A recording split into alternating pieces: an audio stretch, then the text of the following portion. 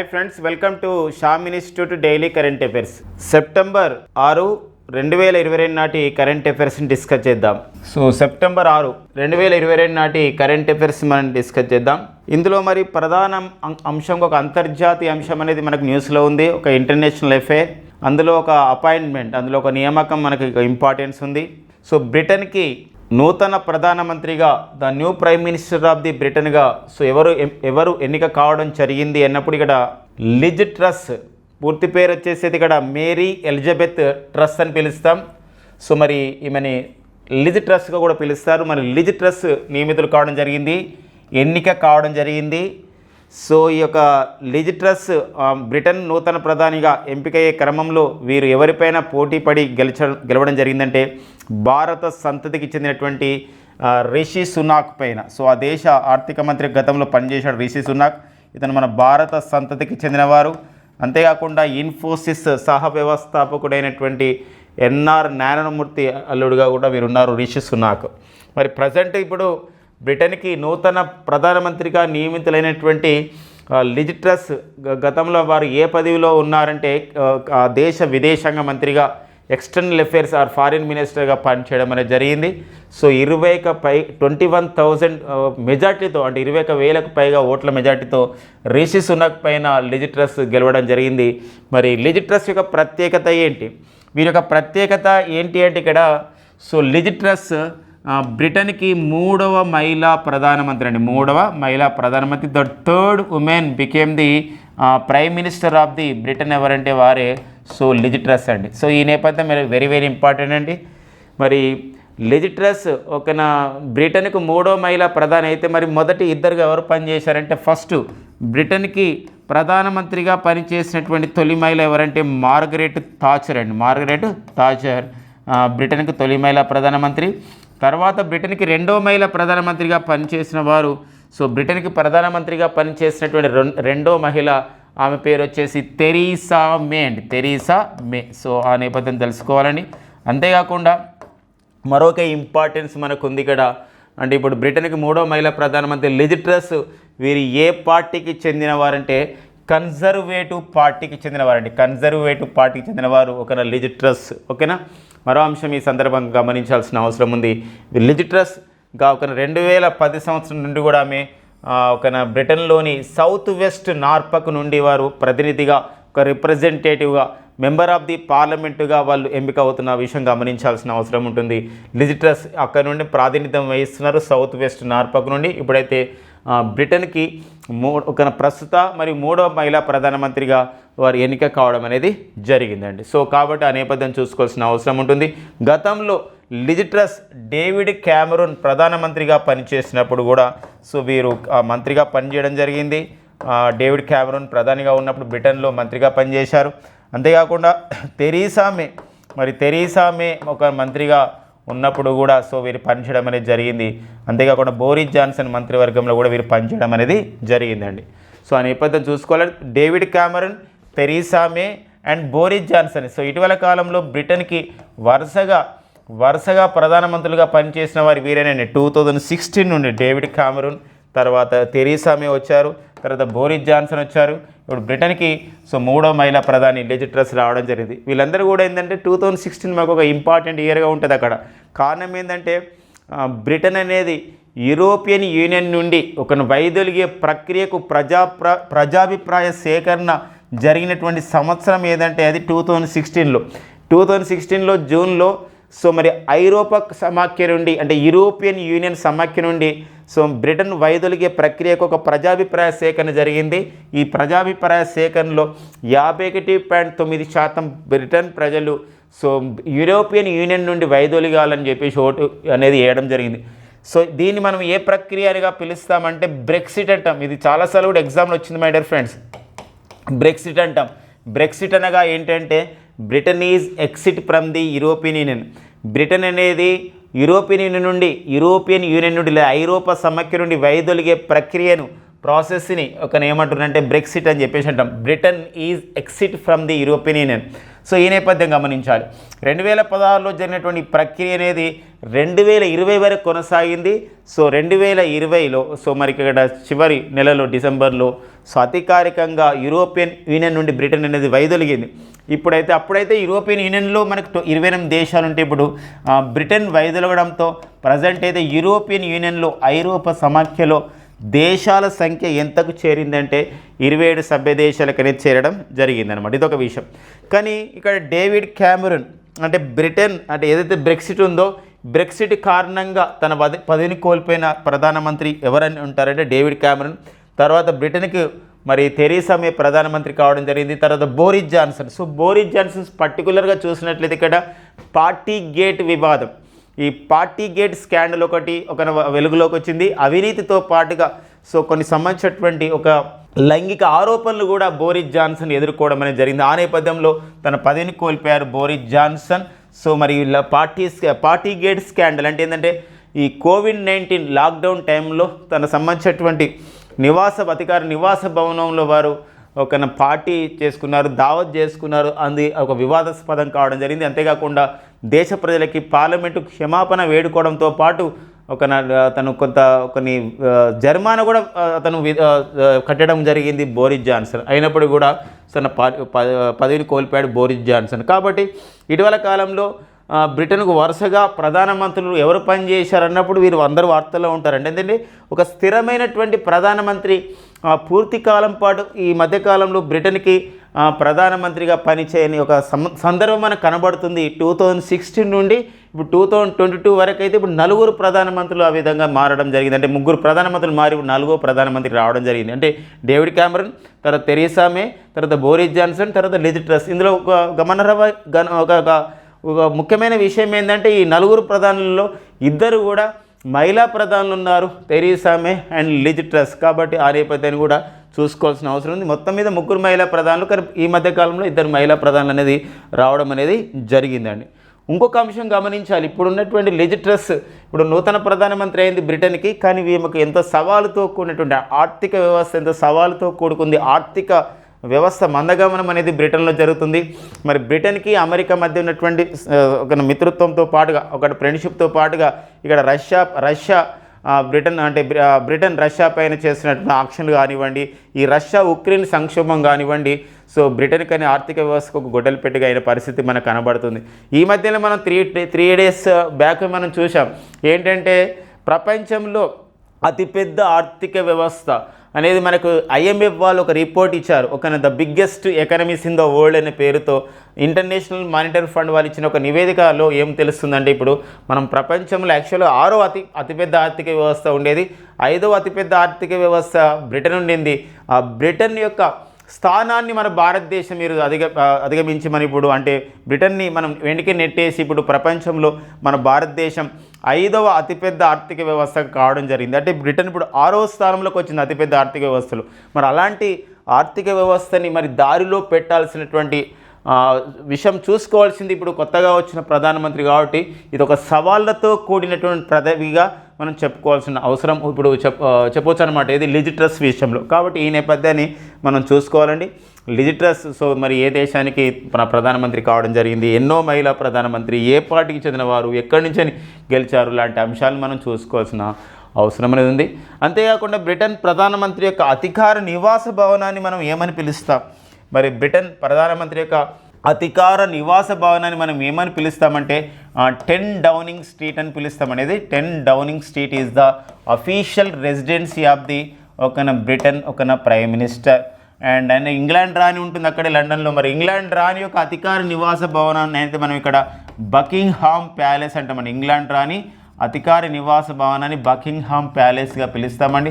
So మరో సందర్భం గుర్తుపెట్టుకోవాలి, ఈ మధ్య జరిగిన కాంపిటేటివ్ ఎగ్జామ్లో ఈ యొక్క అధికార నివాస భవనాలపైన క్వశ్చన్స్ అడుగుతున్నారు. ఎప్పుడో చాలా రోజుల కింద అంటే కొన్ని సంవత్సరాల కింద పబ్లిక్ సర్వీస్ కమిషన్లో ఎక్కువగా వచ్చేవి ఈ అధికార నివాస భవనాలు కానివ్వండి, RRB లాంటి ఎగ్జామ్స్లలో, రైల్వే రిక్రూట్మెంట్ బోర్డులు. కానీ ఈ మధ్య కాలంలో జరిగినటువంటి పోలీస్ రిక్రూట్మెంట్ బోర్డులో కూడా మనకి వస్తున్నాయి. తెలంగాణలో జరిగినటువంటి వాటిలో రావడం జరిగింది. LC palace.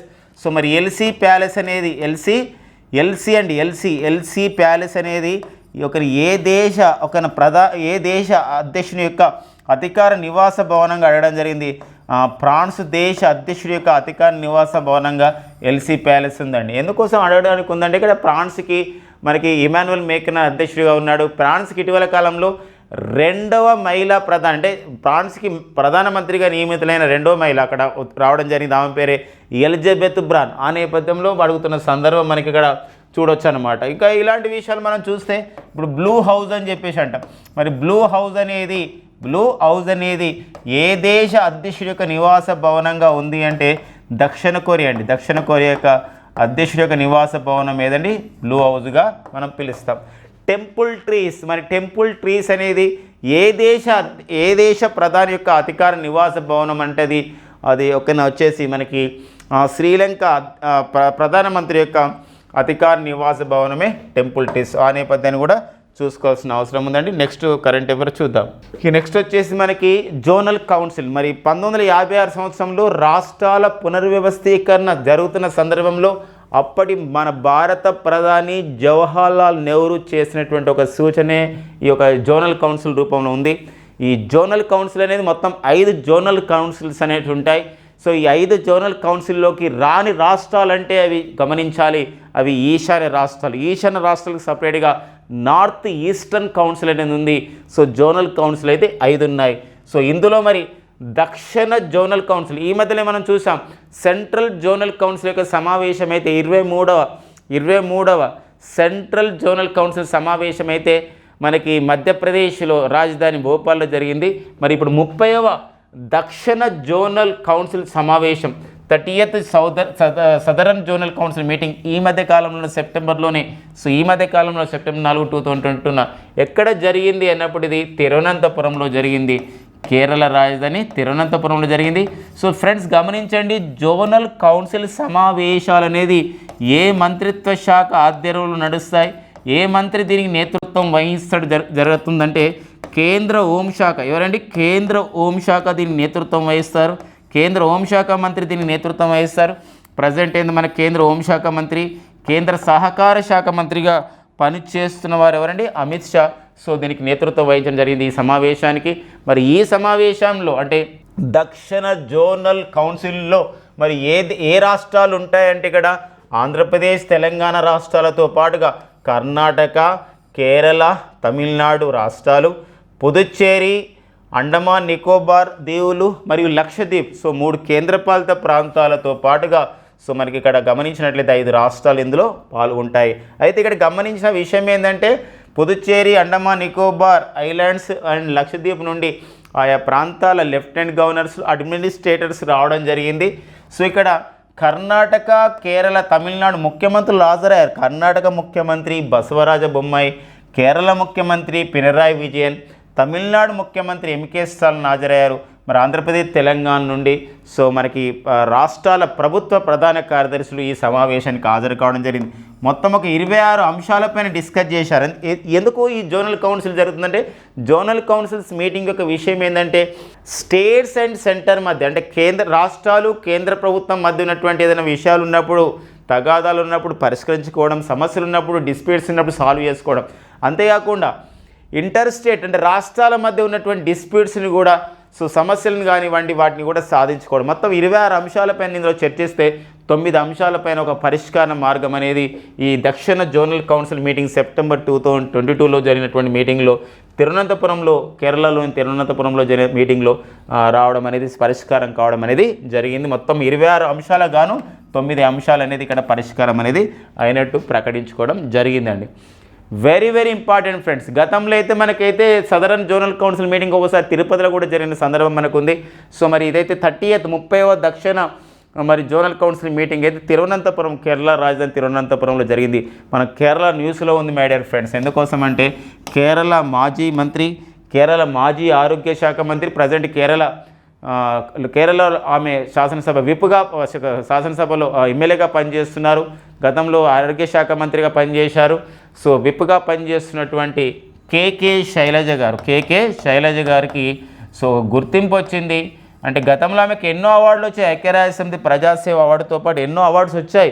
కానీ కేకే శైలజ గారు ఈ కరోనా లాక్డౌన్ సమయంలో కరోనా సంబంధించినటువంటి ఒక ఈ యొక్క మహమ్మారి వచ్చినప్పుడు ఆరోగ్య శాఖ మంత్రిగా, వైద్య ఆరోగ్య శాఖ మంత్రిగా విశేష సేవలు అందించేందుకు అవి ఎన్నో పురస్కారాలు వచ్చాయి. ఈ సంవత్సరం ఈ యొక్క సంబంధించినటువంటి 64వ రామన్ మెగాసెస్ ఫిలిప్పైన్ దేశం ఇచ్చే ఈ రామన్ మెగాసెస్ అవార్డులకు ఆమెను కూడా ఎంపిక చేస్తున్నట్లు ప్రకటించారు. కానీ ఆమె ఏం చేసిందంటే తిరస్కరించింది. రామన్ మెగాసెస్ అవార్డును తిరస్కరిస్తున్నట్టు ప్రకటించింది. కారణం ఏంటంటే రామన్ మెగాసెసే ఫిలిప్పైన్స్ 7వ అధ్యక్షుడు. అతని జ్ఞాపకార్థం ఇచ్చే రామన్ మెగాసెసే ఫిలిప్పైన్ దేశం అవార్డులు ఆసియాఖండ నోబెల్గా పిలుస్తారు. కానీ రామన్ మెగాసెసే ఫిలిప్పైన్ దేశ అధ్యక్షుడిగా పనిచేస్తున్నప్పుడు అక్కడ కమ్యూనిస్టు పార్టీ వారిని అనగదొక్కారు. కాబట్టి సో నేను ఒక కమ్యూనిస్టు పార్టీగా ఉండి, అంటే వీరు కేకే శైలజ గారు కమ్యూనిస్టు పార్టీకి సంబంధించిన వారు కాబట్టి ఆ నేపథ్యంలో మేము అలాంటి సంబంధించినటువంటి ఒక పార్టీ దేశం ఇచ్చినటువంటి అవార్డుని మేము తిరస్కరిస్తున్నానని చెప్పేసి కేకే శైలజ గారు ప్రకటించడం జరిగింది. కాబట్టి కేరళ మనకు అలా న్యూస్లో ఉంది. అంతేకాకుండా 30వ సదరన్ జోనల్ కౌన్సిల్ మీటింగ్ కూడా ఎక్కడ జరిగింది అన్నప్పుడు అది కేరళ రాజధాని తిరువనంతపురంలో జరిగిందండి. ఇక నెక్స్ట్ వచ్చేసి ఉత్పల్ కుమార్ సింగ్ అండి. సో మరి ఉత్పల్ కుమార్ సింగ్ ఎవరు అని చెప్పేసి అంటే వీరు లోకసభకి ప్రధాన కార్యదర్శి అండి. ప్రజెంట్ లోకసభ సెక్రటరీ జనరల్ లేదా లోకసభకి ప్రధాన కార్యదర్శిగా పనిచేస్తున్న వారు ఉత్పల్ కుమార్ సింగ్ అండి. అయితే మరి మనకు న్యూస్లో ఉన్నారు ఇటీవల ఉత్పల్ కుమార్ సింగ్. వీరు ఇప్పుడు సంసద్ టీవీ అంటాం, మన పార్లమెంట్ని అయితే మనం హిందీలో మనం సంసద్ అంటాం. అంటే సంసద్ టీవీ అనేది ఏర్పడింది 2021 సెప్టెంబర్లోనే. సో కేంద్ర ప్రభుత్వం లోకసభ టీవీ, ఎల్ఎస్ టీవీ అంటారండి, ఆర్ఎస్ టీవీ అంటే రాజ్యసభ టీవీ, ఈ 2 టీవీలను టెలివిజన్ ఛానల్ని విలీనం చేసి ఏం చేయడం జరిగిందంటే సంసద్ టీవీగా పేరు పెట్టడం జరిగింది. అయితే మరి ఇలాంటి సంసద్ టీవీకి అయితే ఈ సంవత్సరంలో మార్చి నెలలో రవి కపూర్ అనేవారు దీనికి చీఫ్ ఎగ్జిక్యూటివ్ ఆఫీసర్గా పనిచేయడం జరిగింది. అయితే రవి కపూర్ ఇటీవల రిటైర్మెంట్ కావడం జరిగింది. ఈ నేపథ్యంలో సంసద్ టీవీకి నూతన చీఫ్ ఎగ్జిక్యూటివ్ ఆఫీసర్గా లోకసభ సెక్రటరీ జనరల్గా పనిచేస్తున్నటువంటి ఉత్పల్ కుమార్ సింగ్ నియమితులు కావడం జరిగింది. కాబట్టి ఇప్పుడు ఉత్పల్ కుమార్ సింగ్ లోకసభ సెక్రటరీ జనరల్గా కొనసాగుతూ సంసద్ టీవీకి చీఫ్ ఎగ్జిక్యూటివ్ ఆఫీసర్ కూడా పనిచేస్తున్నారు. అపాయింట్మెంట్ విషయంలో, నియామకాల విషయంలో ఈ పాయింట్ అనేది మనకు వెరీ ఇంపార్టెంట్ అండి. ఉత్పల్ కుమార్ సింగ్ పైన మరో అంశం కూడా ఉందండి. ఏంటి అంటే మనకు రీసెంట్గా ఆగస్టులోనే మనకు ఉపరాష్ట్రపతి ఎన్నికలు జరిగినాయి. 16 ఉపరాష్ట్రపతి ఎన్నికలు జరిగాయి.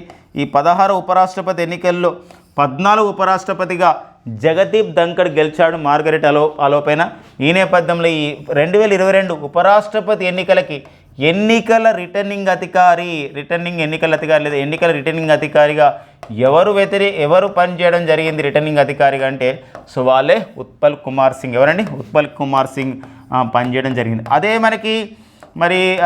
మనకి గమనించినట్లయితే ఇక్కడ ఒక రాష్ట్రపతి ఎన్నికలు కూడా జరిగాయి. మరి జూలైలో రాష్ట్రపతి ఎన్నికలు జరిగినప్పుడు మరి రాష్ట్రపతి ఎన్నికలు 2022 సంబంధించినటువంటి రాష్ట్రపతి ఎన్నికలకు రిటర్నింగ్ అధికారిగా ఎవరు పనిచేశారంటే రాజ్యసభ సెక్రటరీ జనరల్ అయినటువంటి పీసీ మోడీ, ప్రమోద్ చంద్ర మోడీ పనిచేయడం అనేది జరిగింది. ఆ నేపథ్యాన్ని కూడా చూసుకోవాల్సినటువంటి అవసరం అనేది ఉంటుందండి. ఇక నెక్స్ట్ పాయింట్ చూద్దాం. నెక్స్ట్ వచ్చేసి బినేష్ కుమార్ త్యాగి అండి, shipping corporation of the India. So రక్షణ శాఖ పరిధిలో పనిచేస్తున్నటువంటి ఏదైతే shipping corporation of the India ఉంటుందో మరి ఈ shipping corporation of India so మన ఓడలు ఇలాంటి అభివృద్ధి గురించి పనిచేస్తుంది. కేంద్ర ఓడరేవుల పరిధిలో కూడా ఈ శాఖను మనం చూసుకోవచ్చు. మరి ఇలాంటప్పుడు ఈ షిప్పింగ్ కార్పొరేషన్ ఆఫ్ ఇండియాకి నూతన చైర్మన్గా కేంద్ర ప్రభుత్వం appointment committee on the cabinet అంటాం, ఏసీసీ అంటాం. Appointment committee of the cabinet, appointment అంటే కేంద్ర అపాయింట్మెంట్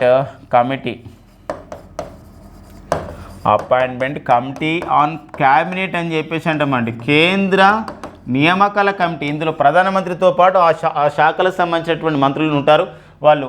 మరి ఈ committee appointment committee on the cabinet shipping corporation of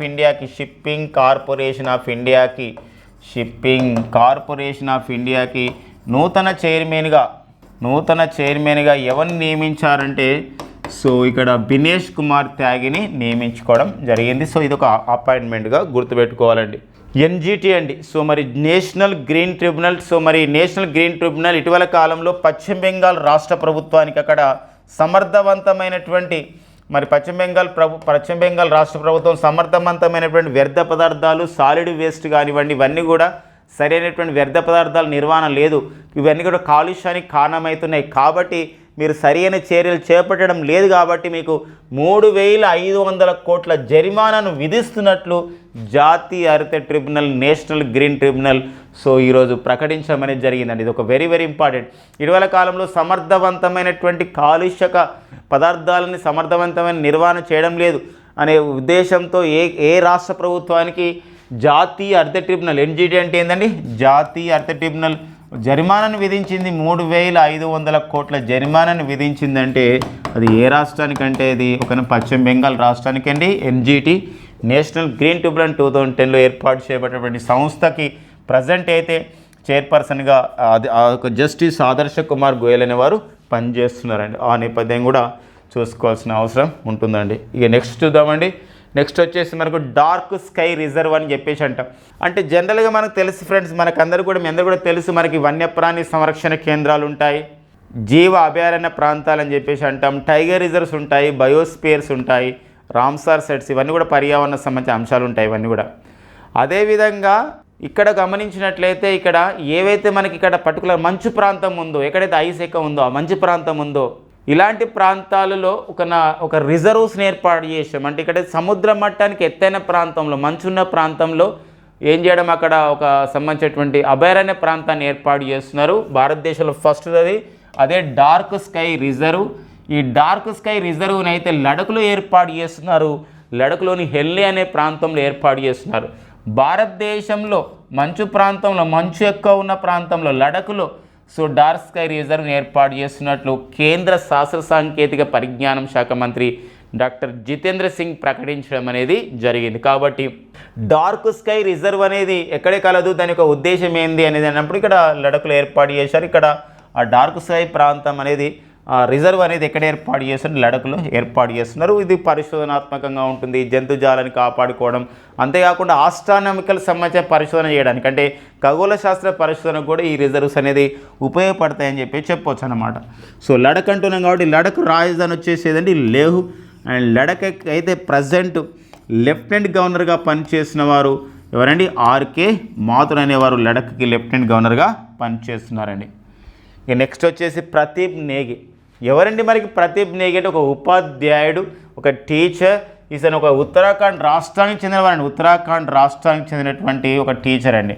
so friends, మనందరూ కూడా తెలుసు డాక్టర్ సర్వేపల్లి రాధాకృష్ణ గారి జయంతి అయినటువంటి సెప్టెంబర్ 5ని మనం ఎలా నిర్వహిస్తామంటే జాతీయ ఉపాధ్యాయుల దినోత్సవం జరుపుకుంటాం. ఈ సందర్భంగా కేంద్ర ప్రభుత్వం జాతీయ ఉత్తమ ఉపాధ్యాయులని సత్కరించింది. ఈ నేపథ్యంలో భారత రాష్ట్రపతి ద్రౌపది ముర్ము చేత సో జాతీయ స్థాయిలో ఎవరైతే ఉత్తమ ఉపాధ్యాయులు అయ్యారో వాళ్ళకి అవార్డులు ఇచ్చే కార్యక్రమాన్ని చేపట్టారు ఢిల్లీలో. కానీ ఇక్కడ ప్రదీప్ నేగి అనే పేరుని పిలిచారు, ఒక టీచర్ సార్ని పిలిచారు, కానీ తను నడవలేకపోతున్నారు. కారణం అయితే ఒక ఫిజికల్ హ్యాండిక్యాప్డ్ టీచర్. అయితే ద్రౌపది ముర్ము గారు ఇక్కడ ప్రోటోకాల్ నిబంధనలు కూడా పక్కన పెట్టి డయాస్ నుండి కిందికి వెళ్ళి ఎక్కడైతే ప్రదీప్ నేగి కూర్చున్నారో ఆ సంబంధించిన హాల్లో వారి దగ్గరికి వెళ్ళి ఆ సన్మాన పత్రాన్ని ఇవ్వడం జరిగిందనమాట. ఇది మనకు న్యూస్లో ఉంది. ఒక్కోసారి సమ్టైమ్స్ మే ఆస్క్, ఒక్కోసారి అడగడానికి ఛాన్స్ ఉంటుంది. జాతీయ ఉత్తమ ఉపాధ్యాయుల ఒక అవార్డుల ప్రధానోత్సవం 2022లో సెప్టెంబర్ 5, 2022లో సో ద్రౌపది ముర్ము సో మరి ఈ కింది ఒక వికలాంగుడైనటువంటి ఉపాధ్యాయుడికి జాతీయ ఉత్తమ ఉపాధ్యాయుడి సత్కారం చేసే విషయంలో వారి దగ్గరికి వెళ్ళి ఆ విధంగా ఒక సంబంధించిన జ్ఞాపికను మెమోంటోని అందజేయడం జరిగింది, సన్మాన పత్రాన్ని. అంటే అతని పేరే, ఆ సార్ పేరు ఏం పేరండి, ప్రదీప్ నేగి. అతను ఉత్తరాఖండ్ రాష్ట్రం చెందిన టీచర్ అండి. ఓకేనా, అదొక ఇంపార్టెన్స్. మన వార్తల్లో వ్యక్తిగా చూసుకోవచ్చు. జార్ఖండ్ గత 15 రోజులుగా జరుగుతున్న సంక్షోభానికి జార్ఖండ్లో ఒక తెరపడినట్టయింది. కారణం ఏంటంటే గత 15 రోజుల కింద జరిగిన సంఘటన మనకి ఏంటంటే జార్ఖండ్ ముఖ్యమంత్రి ఎవరైతే ఉన్నారో ఒక జేఎంఎం పార్టీకి చెందిన హేమంత్ సోరెన్. సో మరి హేమంత్ సోరెన్ తన సంబంధించినటువంటి సంస్థకి గనుల లీజును తనే సంతకం చేసి ఇచ్చాడనే ఆరోపణలు ఎదుర్కొన్నాడు. అలాంటి అప్పుడు అక్కడ భారతీయ జనతా పార్టీ అక్కడ సంబంధించిన అతని పైన సో ఒక సంబంధించినటువంటి తీర్మానాన్ని ప్రవేశపెట్టింది, ఒక పరీక్షను ఆ విధంగా అవిశ్వాసాన్ని ప్రవేశపెట్టింది.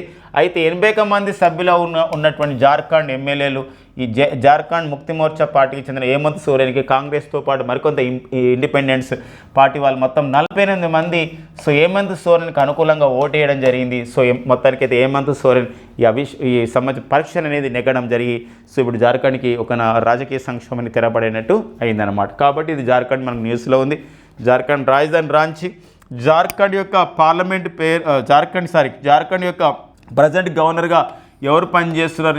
జార్ఖండ్ గవర్నర్ అంటే అతను రమేష్ బయాస్ అనేవారు జార్ఖండ్ గవర్నర్గా పనిచేస్తున్నారు. సుదీప సో ఒక యాక్టర్ అండి ఇతను సుదీప, మనం సుదీప్ అని పిలుస్తాం. సో మరి ఈ యాక్టర్ కర్ణాటక రాష్ట్రంలో ఒక అమల్లో ఉన్న ఒక కార్యక్రమం అండి పుణ్యకోటి దత్తు యోజన.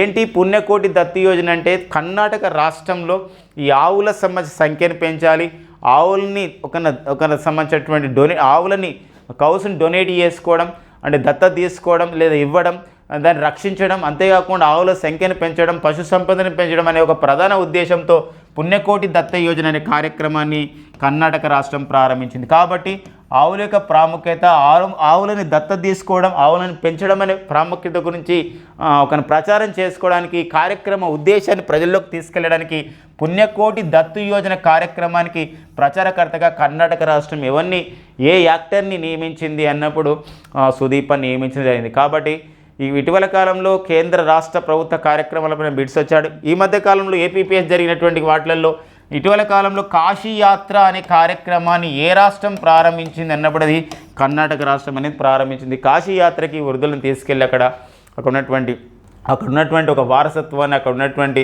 ఒక యాత్రా స్థలాన్ని వాళ్ళకి చూపించాలనే ఉద్దేశంతో కాశీయాత్ర ప్రోగ్రాం కూడా కర్ణాటక రాష్ట్రం ప్రారంభించడం అనేది జరిగింది. కర్ణాటక ముఖ్యమంత్రి వచ్చేసి బసవరాజ బొమ్మాయి, కర్ణాటక గవర్నర్ వచ్చేసి వారు ఎవరు అంటే తావర్చంద్ గెహ్లట్ అండి.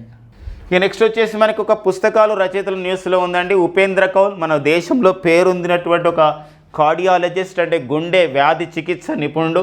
వారు ఒక పుస్తకం రాయడం జరిగింది, వెన్ ద హార్ట్ స్పీక్స్, ఎప్పుడు మన గుండె మాట్లాడుతుంది, మెమోరీస్ ఆఫ్ ఏ కార్డియాలజిస్ట్, ఒక కార్డియాలజిస్ట్ యొక్క జ్ఞాపకాలు అనేది ఒక when the heart speaks memories of A cardiologist అనే పుస్తకాన్ని రచించిన వారు ఎవరండి? ఉపేంద్ర కౌల్. ఆ పుస్తకం అనేది మనకు బుక్స్ అండ్ ఆథర్స్ విభాగంలో ఆ పాయింట్ ఇంపార్టెంట్ అండి. ఇక నెక్స్ట్ వచ్చేసి మనకు Brian Lara. Sunrisers Hyderabad అంటే ఈ యొక్క ఇండియన్ ప్రీమియర్ లీగ్లో మొత్తం 10 టీంలలో ఉన్న ఒక టీం ఇక్కడ సన్ రైజర్స్ హైదరాబాద్ అండి, ఎస్ఆర్హెచ్ అంటాం. సన్ రైజర్ హైదరాబాద్కి హెడ్ కోచ్గా ఎవరిని నియమించుకోవడం జరిగింది సన్ రైజర్స్ హైదరాబాద్ వాళ్ళంటే ఇక్కడ సో బ్రియాన్ లారా. సో వెస్టిండీస్ క్రీడాకారుడు అయినటువంటి క్రికెటర్ అయినటువంటి బ్రియాన్ లారాని హెడ్ కోచ్గా నియమించుకోవడం అనేది జరిగిందండి. సో మరి ఒక ఐపీఎల్లో మొత్తం అయితే ఈ సంవత్సరం జరిగిన ఐపీఎల్ అయితే 10 టీంలు అనేది కొత్తగా అంటే 2 టీంలతో కలుపుకొని 10 టీంలు పాల్గొన్నాయి. ఇందులో ఈసారి ఐపీఎల్ 2022 విజేతగా అయితే ఎవరు నిలవడం జరిగిందంటే ఇక గుజరాత్ టైటాన్స్ విజేతగా నిలిచింది. రాజస్థాన్ రాయల్స్ అనేవారు సో రన్నర్గా నిలవడం జరిగిందండి.